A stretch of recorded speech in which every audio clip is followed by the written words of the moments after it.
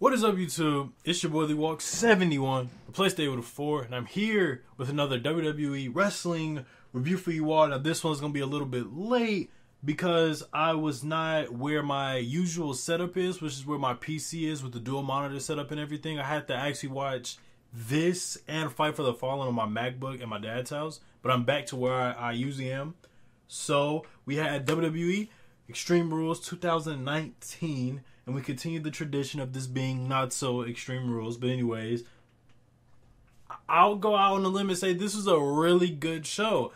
I mean, the main event was very lackluster, but I had no expectations for it going in because I knew what we were getting out of it. And plus, it's a Baron Corbin main event, so you already know what you're going to get. But overall, you know, the show was not bad. I actually enjoyed it. My match of the night, honestly, was a match I didn't even think was going to be my match of the night, which was Braun Strowman versus Bobby Lashley, but we'll get into it. Now, before we get into the main show, as you know, there's always the pre-show or the kickoff show, and we had two matches this time. The first one being a match that was announced over the weekend, which was a WWE Intercontinental Championship match between Shinsuke Nakamura and the champion Finn Balor. Match was roughly 7 minutes, and it was just like a regular match you would get on TV. Now, these two faced each other on SmackDown earlier this week, where we got basically the return of Shinsuke in-ring wise, because he's been missing since like WrestleMania. Or really like the couple weeks after WrestleMania, but he's been missing. He's back now. He's no longer in a tag team with Rusev. He's actually Shinsuke Nakamura, and he went like all crazy on Finn Balor, doing all types of like strong hits and kicks and knees and everything on SmackDown. This match was very short, so we pretty much got Finn Balor, you know, trying to be more aggressive in this match, but it didn't work. Shinsuke did Shinsuke stuff. We get a near fall with Balor reversing a Kinshasa into a stomp, like just a regular foot stomp with Finn Balor. Then eventually Balor goes for the shotgun drop kick, goes for the coup de grace. Shinsuke moves out the way, and then eventually leads to Shinsuke hitting two Kinshasas for the surprise victory. I didn't expect Shinsuke to win the IC title. I thought they were just going to give Finn a strong win, so that surprised me. I'm happy to see that they're actually doing something with Shinsuke, because for a minute it was really scary, because it seemed like they were doing nothing with him. So now Shinsuke Nakamura is the second person to hold the IWGP Intercontinental Championship and the WWE Intercontinental Championship, and it's going to be great to see Shinsuke with the white championship around his waist again. It's amazing. It's a great visual. After that, we got another match on the pre-show, another title match, WWE Cruiserweight Championship match. We had Tony Nese versus Drew Gulak. This match was short as well. It was really, really short in my opinion. I mean, Drew Gulak got the hometown pop because the show was in Philly and he's from Philadelphia. Overall, the match was just them going at it. There was a point in the match where both of them were just reversing each other's like roll-up pins with each other until Drew Gulak had reversed it into a powerbomb for a near fall. Then eventually led to Drew Gulak hitting his like I guess they call it the Cyclone Clash, which is a torture rack neck breaker he does, and he won the match that way. Tony Nese hit a 450 splash. He hit a moonsault onto the apron. And he also hit what he calls now the Sunset Overdrive, which is basically what Hangman Page does for a finisher.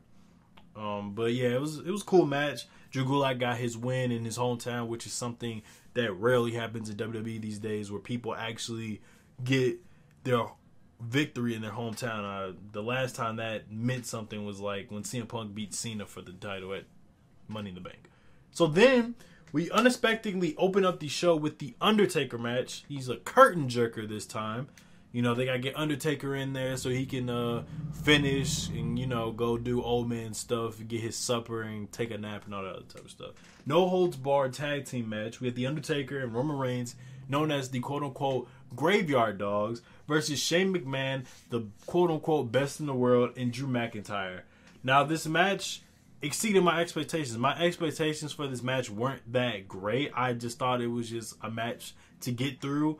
But I think it being in the opening position and not like the middle of the card really helped it, because you get everybody's initial reaction. You don't have to worry about anything affecting people's reaction to it.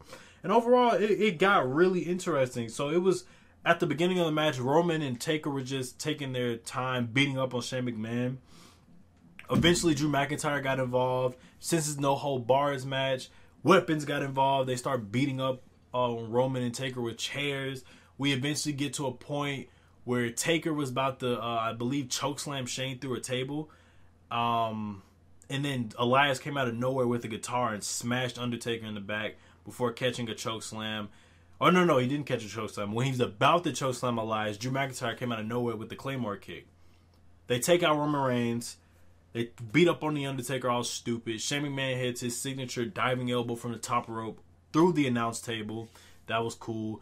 Then they actually hit the coast to coast onto Shane not on Shane McMahon. Shane McMahon hit the coast to coast on the Undertaker. Roman Reigns was just selling death after that. Then eventually we get the ending. The ending of this match really got me really invested. It got really interesting because we got to a point where Elias was trying to take out somebody, and then Roman took out Elias. Let me get to the results. Roman got to Elias, and then eventually they took out Shane. They took out Roman again, but then Shane was still in the ring. Taker, what did Taker do?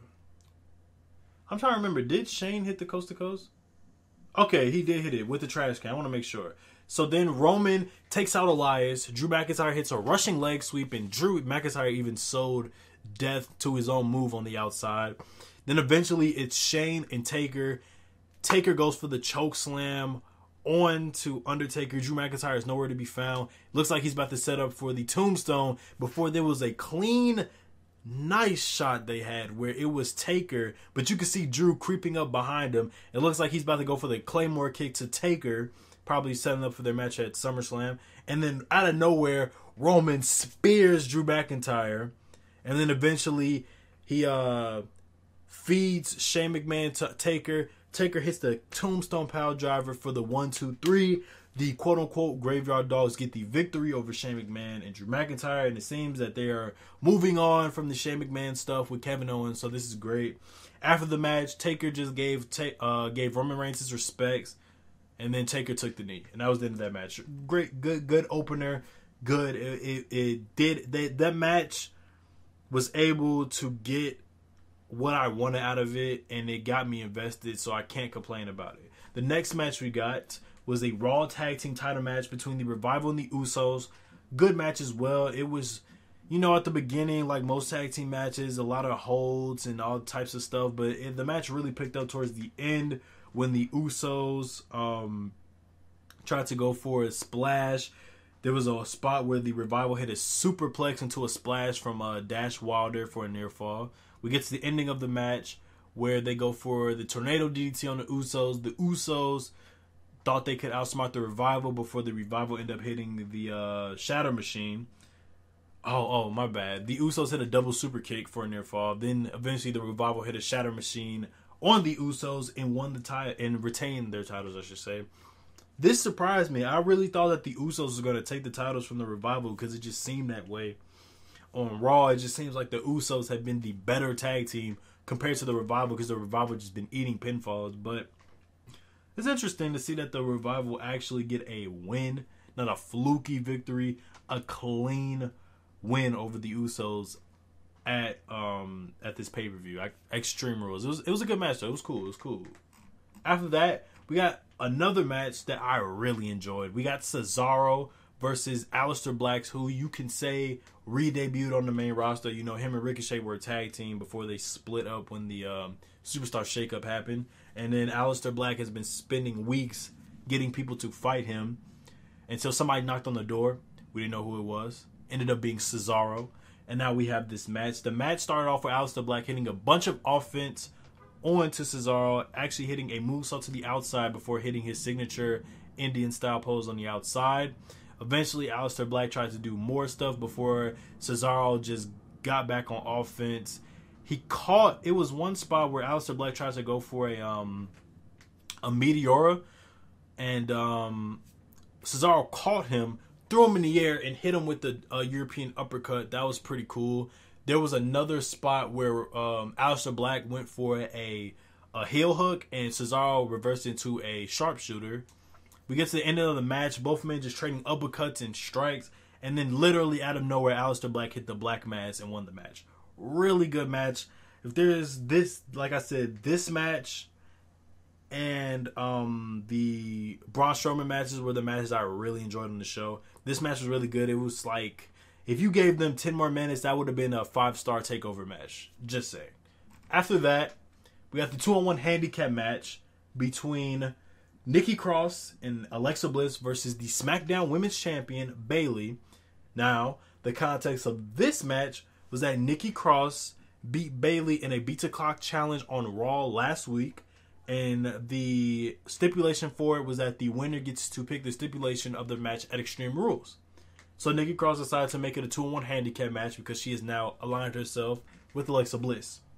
The match itself, cool little match. I mean, for the most part, there was references of Sasha Banks, which is probably the first Sasha Banks reference on TV, which pretty much means she's coming back soon. Because, you know, Sasha Banks, you know, took a break from the company because she was unhappy, but we're not going to go into that. I'm pretty sure you've heard about it by now. And they teased it on Raw, so I thought she was going to show up and help out Bayley because she said you need to find a friend that cares about you, that will knock some sense into you, and yada, yada, yada. So pretty much the match itself was just Bayley fighting Nikki Cross. Alexa Bliss would take advantage of the referee being down. There's one spot where Bayley gets caught into the ring apron, and Nikki Cross tries to do it, but somehow Bayley just says, F all that, hits Alexa Bliss, hits Nikki Cross, and she gets out of it. There was another cool spot I like too, where Bayley put Nikki Cross in a, I don't even know what the submission would be. I guess it would be, I don't know. I'm trying to look. What would you consider this? I don't know. It was a submission. We'll just say she put Cross into a leg submission, and then somehow managed to put Alexa Bliss in a crossface at the same time. Alexa Bliss was able to get out of it by biting onto Bayley's hands. She gets back to the ring, and then eventually it leads to Nikki Cross taking an elbow. It leads to Nikki Cross taking an elbow from Bayley, and Bayley retaining the title. Alexa Bliss looks visually pissed at Nikki Cross. Nikki Cross looks like upset as well, I guess you can say. Cool match, I guess. I mean, it's Alexa Bliss. Anyways, the next match we got, like I said, was my match of the night. Last man standing match. Braun Strowman, the Monster Among Men, versus the almighty Bobby Lashley. These two men have been going at it. Had a match at WWE Super Shitdown. My bad. Super Showdown. They had a match. It was basically just a big hoss match where they both just beat each other up. This led to them having a Falls Count Anywhere match on Monday Night Raw, which led to Braun Strowman tackling Bobby Lashley through the stage, and then just a ridiculous amount of fireworks just exploded after he put him through the stage. It was like one of the most talked about moments on Raw for a minute. Now it has led to a last man standing match. This match, like I said, was good. It was a hoss match, and it was just them two beating the living crap out of each other. It started with Bobby Lashley punching Braun Strowman all crazy like he had a shank in his hand, and he kept doing that all throughout the match to really emphasize, I guess, I don't know why I did that, to really emphasize Braun's ribs being injured. Eventually, Braun reversed the punches and went for his little thing where he runs around the ring and shoulder tackles. Tries to go for it again, but Bobby Lashley hits a spear. Eventually, the men fight to the crowd, and they just go at it in the crowd. They go at it to the merch stand where Braun Strowman eventually suplexes Bobby Lashley into the merch stand, all like the t-shirts on the table or whatever. Then they go back into the crowd. We get to a point where Braun and Bobby are just fighting all over the ring. They get back to ringside. They fight again. We get to a point where Bobby Lashley jumps off of the barricade but gets caught by Braun Strowman. They fight into the crowd again. They start throwing fans at each other. And then we get to the ending of the match pretty much. There was count spots all throughout the match, but I mean, it didn't really matter as much. Well, it was how could I forget? There was a spot, you know, like I mentioned earlier, where Bobby Lashley jumped off of the barricade, but Braun Strowman caught him and threw him into the international commentators, because you know there's always a spot where they show the international commentators. Bobby Lashley got tossed into him, got up, they fought into the crowd, threw fans at each other. Then we get to the big ending of the match. Braun Strowman picks up Bobby Lashley. They're basically on, I guess, the balcony of wherever the fans are. And Braun Strowman hits a power slam. And they both fall through this platform that was just somehow placed there.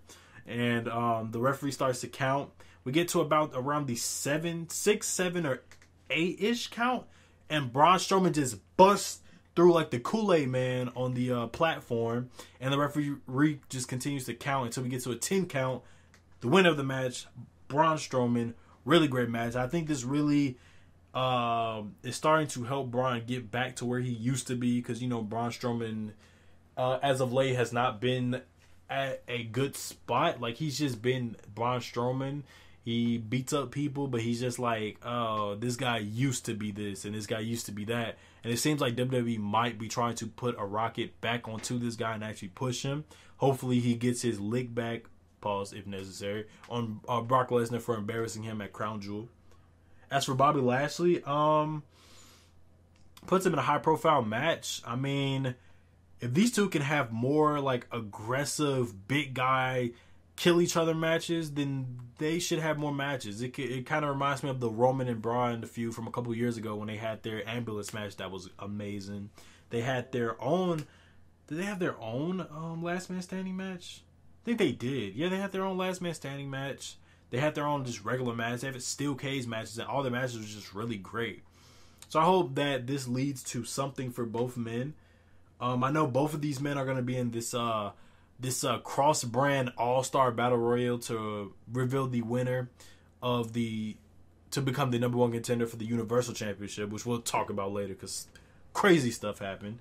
After that, we got a triple threat tag team title match for the SmackDown tag team titles. We had Heavy Machinery versus the New Day, which was Xavier Woods and Big E, because Kofi Kingston is now the WWE champion. And the SmackDown tag champs, Daniel Bryan and Rowan. This match was good as well. I mean, for the most part, it was just like one of those matches that you watch, but it didn't really do nothing until we got to like the later half of the match, because that's usually how these matches like work. It's like the beginning of it, you're kind of interested, then eventually it builds up and your interest is piqued. So we get to the part where it just turns up and Eric Rowan just takes out everybody, takes out Xavier Woods. We get a spot with Otis. It looks like he's about to go for a suicide dive, and he runs to the rope, walks like through the rope, stands on the apron and does a dive on everybody through the apron. Then we get Tucker just jump off of the top rope to the outside. After that, we get Daniel Bryan just going nuts and going crazy on everybody. He eventually puts Big E into the yes lock or the label lock. Then eventually he sees that Big E is getting out of it, so then he turns it into basically like what Neville used to do with the Ring of Saturn. So I guess that would just be a double arm crossface or something. I don't know. I don't know this technical shit. But he puts him in that. Big E eventually gets out of it. Then him and Daniel Bryan just have an intense moment where Daniel Bryan slaps Big E, and Big E is like, come on, do it again. Slaps Big E again. And then eventually kicks Big E in the chest. But you know, you can't kick Big E in the chest. His chest is massive. So eventually he catches Daniel Bryan, puts him in the position for the midnight hour. Xavier Woods just like comes back to life out of nowhere. They hit the midnight hour. 1, 2, 3. The New Day are your new SmackDown Tag Team Champions, making them 6-time Tag Team Champions. And they are now have all the gold. They're dripped in gold, like it's like they're the Undisputed Era. But they have Kofi as the WWE Champion, and now they have Woods and Big E as the SmackDown Champs. I can never be upset about New Day winning. But I felt like they could have won at SummerSlam, but now it's starting to make me think that that Kofi is probably going to lose at SummerSlam, but I don't even know to who. But yeah, this is interesting. I wonder what they'll do on SmackDown. After that, there was like a video where Daniel Bryan was ranting about trying to save the tag team division, but then he realizes that it's not worth saving and that he has to go where he's never gone before. So let's find out what's going to happen after that. The next match we got was for the WWE United States Championship. We have the boy AJ Styles versus the one and only Ricochet, the WWE United States Champion. This match has been weeks and weeks making. They had their one-on-one match the night after Ricochet won the U.S. title against Joe at Stomping Grounds. They faced each other. AJ beat him. Then they had another match the next week for the title. Ricochet won. No, AJ won, but Ricochet foot was on the rope. They had another match because there's this new edict on WWE TV where they can't wrestle during commercial breaks, so they had to find a way to have them reface each other. Ricochet ended up winning again, which led to an AJ Styles heel turn, and he's aligned himself with the club, Gallows and Anderson, who have now all of a sudden re-signed with the company, which is crazy to think that that's what it took for them to re-sign and get this 5-year deal going. But hey, man, you got to provide for your family. I understand it. You got to do what you got to do. So as soon as the match didn't even start before Gallows and Anderson jumped Ricochet. He couldn't even get his full flip on before they jumped Ricochet. Eventually just led to them beating up Ricochet. AJ Styles took advantage. Then they just started going at it. Ricochet hit a drop kick eventually. They go at it, like I said. We get a spot where both men are just striking each other. AJ goes for his signature leg, forearm, clothesline spot before Ricochet reverses into a kick. Really good stuff. We get another spot where Ricochet goes for basically a twisting suplex, and AJ, while still connected to Ricochet, hits a brain buster for a near fall. That was pretty cool. We got another spot where Ricochet goes for a shooting star press? Yeah, springboard shooting star press for a near fall. That was pretty cool. For a near fall. Then Ricochet, what was it? AJ got his foot under the bottom rope. Ricochet is just stunned. Carl Anderson got involved and distracted him, interfered. Then eventually led to AJ Styles hitting a Super Styles Clash off of the second rope, killing Ricochet and beating him, and thus making him a 3-time WWE United States Champion. Because remember, AJ Styles won the U.S. title when he was on SmackDown twice. So that's that. AJ Styles is the new U.S. Champion. Hopefully, like I said on my tweet, hopefully this leads to Ricochet getting a proper babyface chase against AJ Styles. And now he has to climb. He has a big adversary ahead of him because now he has to go against the club and AJ Styles. So that's something to see. That should be pretty interesting. After that, we got a match that was made as well on the night of. We had Dolph Ziggler versus Kevin Owens. Kevin Owens has been, I guess he's had a recent babyface turn out of nowhere. And now he's got a Stone Cold-esque anti-hero babyface role. He's like going against the Authority. So we get the match itself. Literally 1 second match almost. We had Dolph Ziggler slap Kevin Owens. Owens hits a stunner, pins Dolph Ziggler, and wins the match. It was a squash match, and that's exactly what it was supposed to be. I did not want to see a 15-minute match between Dolph Ziggler and Kevin Owens when we're trying to establish Kevin Owens. It was a perfect way to build him. After that, Kevin Owens grabs the mic, cuts a promo, and basically tells Shane McMahon, "You can kiss my ass." All right, cool. After that, we got the first of our 2 world title matches tonight. We got the WWE Championship match. Samoa Joe versus Kofi Kingston. Now, I thought since the New Day won the tag titles, they would be able to have Kofi drop it to Samoa Joe for a surprise because Samoa Joe never wins anything. We get the match itself. It was pretty much, it wasn't that much of a match. It was really just Samoa Joe dominating Kofi, uses finger manipulation. He puts Kofi Kingston's finger on the steel steps and then stomps on it. He just wails on Kofi Kingston a lot. Eventually, Kofi Kingston goes for his big babyface comeback. Joe catches him in a coquina clutch. Then they do the spot that Kofi does where he walks on the rope. Finn Balor did it too at a TakeOver match where he walks on the turnbuckles and flips his way into a pinfall. But Joe catches him, hits a senton for a near fall. Then eventually it just leads into Kofi Kingston going for an SOS for a near fall. And then literally out of nowhere, Kofi Kingston hits a Trouble in Paradise and wins the match. Say goodbye. I mean, I knew Joe wasn't going to win. Like, before tonight, I knew Joe wasn't going to win because it seems like that's Samoa Joe's position now. He just loses to everybody no matter what. He's not that much of a threat in WWE anymore. And it's probably just because he's older now, so he's just not as he used to be. But then also I feel like WWE may be hesitant to push him because of all the injuries he suffered within his first year in WWE on the main roster. I don't know what it is, but it is what it is. Kofi Kingston retains.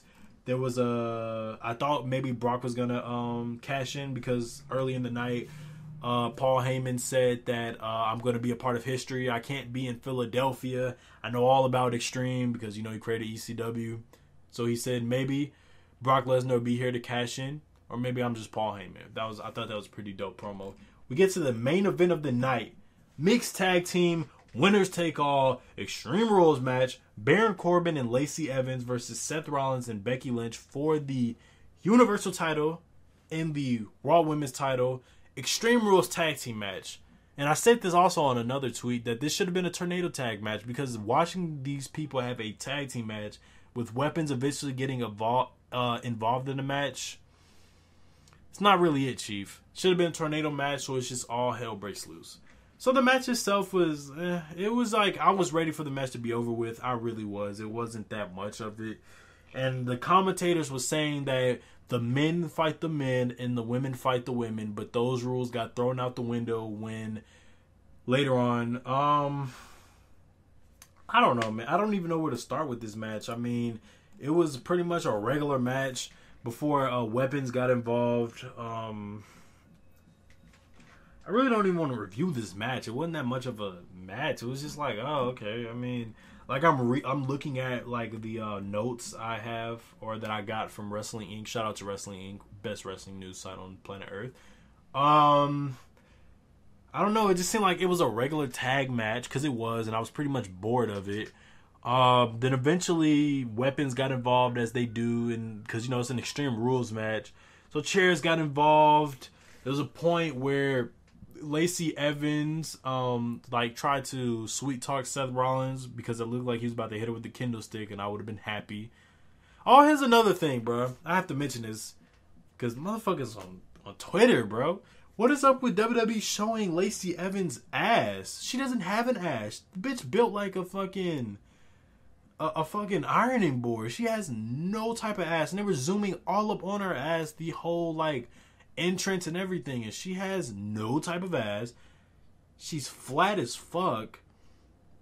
And then somebody on Twitter was like, bro, she sure has an ass. Shut the fuck up. Like that shit really pissed me off, bro, because y'all clearly don't know what an ass looks like.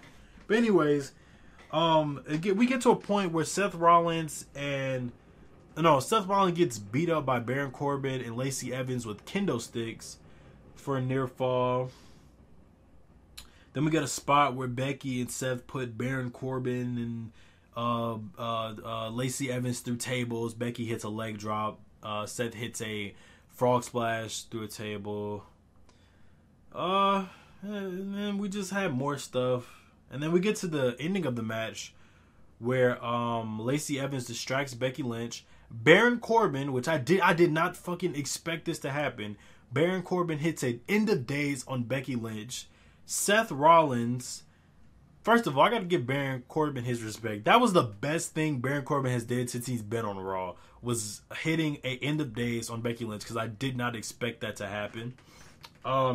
Hits the end of days on Becky Lynch. Seth Rollins loses it, start beating up Baron Corbin with the kendo stick, beats on him with the steel chair, and then eventually hits 3 curb stomps and wins the match. They win. Seth Rollins and Becky Lynch retain their titles. Yay! I'm not a big fan of this Seth Rollins and Becky Lynch stuff on TV. I think it's stupid.